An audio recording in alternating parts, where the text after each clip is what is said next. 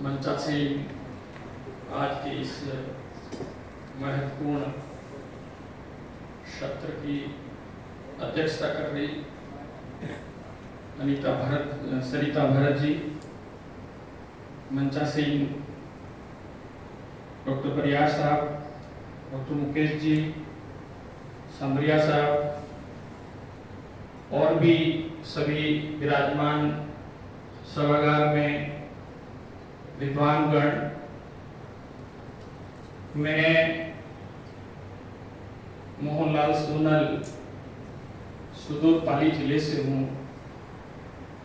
और प्रांजल साहित्य अकादमी और राजस्थान साहित्य अकादमी के इस संयुक्त तत्वाधान में ये जो ऐतिहासिक एक सम्मेलन हुआ, इसमें मुझ जैसे एक अदने से कलमकार को इतने बड़े एक वरिष्ठ साहित्यकार के रूप में बुलाकर आपने सम्मानित किया, ये मेरे लिए बहुत ही गर्व की बात है और मैं हृदय से धन्यवाद और आभार व्यक्त करता हूँ।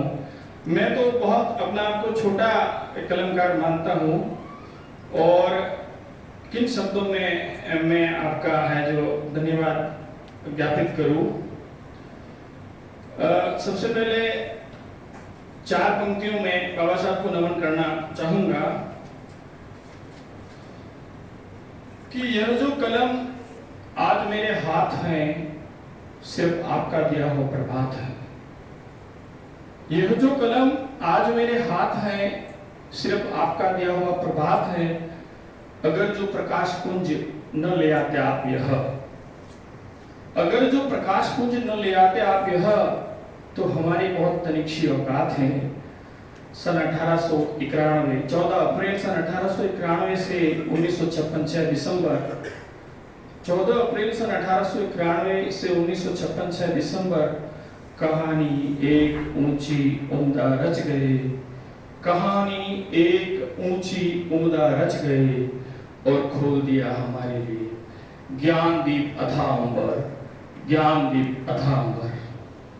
और जैसा कि आज का जो विषय है साहित्य और हास्य का समाज, हास्य के समाज की परिभाषा वृहद है। उसमें न केवल दलित साहित्य है, आदिवासी साहित्य, जैसा कि अब सर ने फरमाया था किन्नर विमर्श जो अभी उभर रहा है, इसके बारे में भी बहुत कुछ लिखा जा रहा है। डॉक्टर राजकुमारी का एक उपन्यास है डार्केस्ट डेस्टिनी, उसमें है जो इस विमर्श के बारे में बहुत कुछ लिखा गया है।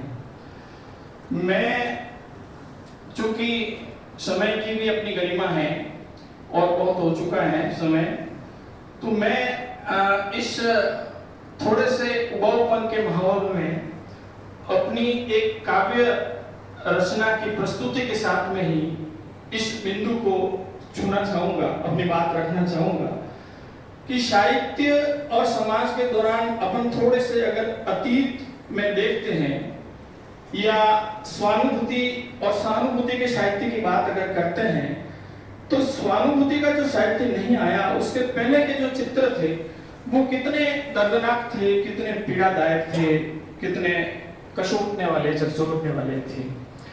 तो इसी संदर्भ में ये जो मेरी एक रचना है रोशनी के मायने, ये पूरी ही है जो दलन, उत्पीड़न, शोषण, अत्याचार, अन्याय के विरुद्ध ही है और इसकी ही टाइटल कविता है रोशनी के मायने, जो कि अतीत का चित्र प्रस्तुत करती है और कलम आने के बाद में स्वानुभूति का साहित्य रचित होने के बाद में क्या चित्र बदले हैं। तो एक कविता है पर्व मेरी आबादी। यहाँ मेरी आबादी से मेरा तात्पर्य पूरा ही हाशिए का समाज ही है, या जो वर्ण व्यवस्था के अंदर अपन माने तो जो ऊपर के जो तीनों वर्णों के अतिरिक्त जितने भी जो हैं वो पूरा ही हाशिए का समाज ही है। तो अगर अतीत के उठाकर पन्ने देखें, अगर अतीत के उठाकर पन्ने देखें, जन्मभूमि में मूल निवासी देश का दुख है। जन्मभूमि में मूल निवासी तिरस्कर पुरखे और उनके टूटे फूटे घर रोशनी के मायने आते किसी बेगार ढाने ढूंढने के परवाने। दो मूल समस्याएं थी, अस्पृश्यता और बेगारी, जिसमें काम के बदले न कोई मिलता था न दिया जाता था। अपन देखते कितने बड़े बड़े किले जो निर्मित हुए हैं वो बिल्कुल हम जो सम्मान संस्कृति वाले लोगों की मेहनत की बदौलत ही निर्मित हुए हैं। आज महापर्व को पूजन जाएंगे राजा। अब एक दृश्य है, उदाहरण के माध्यम से मैं बताना चाहूंगा। दिवाली का पर्व है, आज महापर्व को पूजन जाएंगे राजा और जनाना ड्योढ़ी से पालकी निकलेगी साजा। जनाना ड्योढ़ी से पालकी निकलेगी साजा। अब दृश्य देखिए आप अगला, फटे हाल नंगे पाव कंधे कहते कहानी। ये उदाहरण मात्र है श्रवण संस्कृति का। कई तरह की बेगारियां जो हैं वो झेलनी पड़ती थी। फटे हाल नंगे पाव कंधे कहते कहानी और कोसों सरना भूखे प्यासे पाल की विराजे रानी। कोसों सरना भूखे प्यासे पाल की विराजे रानी। कटोरे मिट्टी के उनके अच्छे बर्तन। क्या स्थितियां थी, कितनी दर्दनाक स्थितियां थी, कितनी दयनीय स्थितियां थी।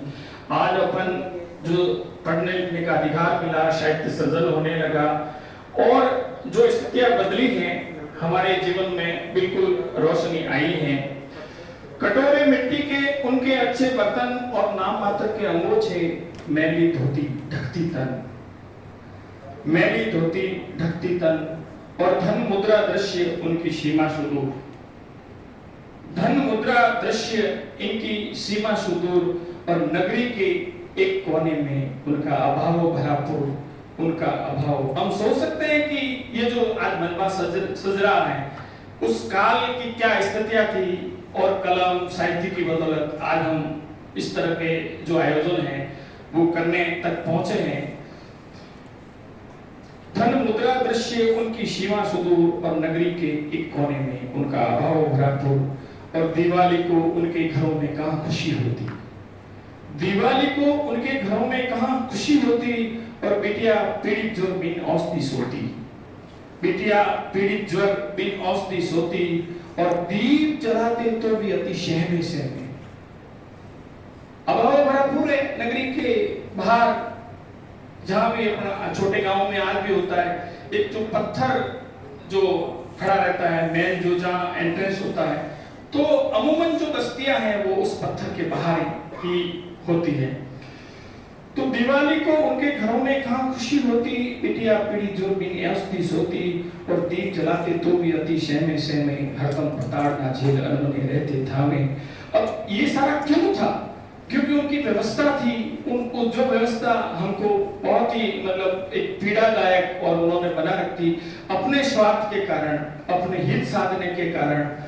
जाति के अभिशाप की बड़ी जो बेड़िया, सारी व्यवस्था का जो मूल था, स्कूल व्यवस्था का मूल था, वो था जाति के अभिशाप की पड़ी जो बेड़िया और सहते अत्याचार गुजरी अनंत पीढ़ियां। सहते न जाने कितने वर्षों से, सैकड़ों वर्षों से, हजारों वर्षों से ये जो दर्द मिलता आ रहा था, झेलते आ रहे थे। अभावों गुजर बसर करना उनकी बस जिंदगी। अभावों गुजर बसर करना उनकी बस जिंदगी और उनकी जीवन शैली नहीं होती उल्लासों से रंगी। उनकी जीवन शैली नहीं होती उल्लासों से रंगी। अब बदला कैसे, परिदृश्य कैसे बदला कि महामानव जो ले आए असली दिवाली। हमारी दिवाली कब है? 14 अप्रैल को। क्योंकि महामानव जो ले आए असली दिवाली और बनाकर संविधान व्यवस्था कर डाली। महामानव जो ले आए असली दिवाली, बनाकर संविधान व्यवस्था कर डाली। कोटि नमन सुमन कलम लिए भीम को। कोटि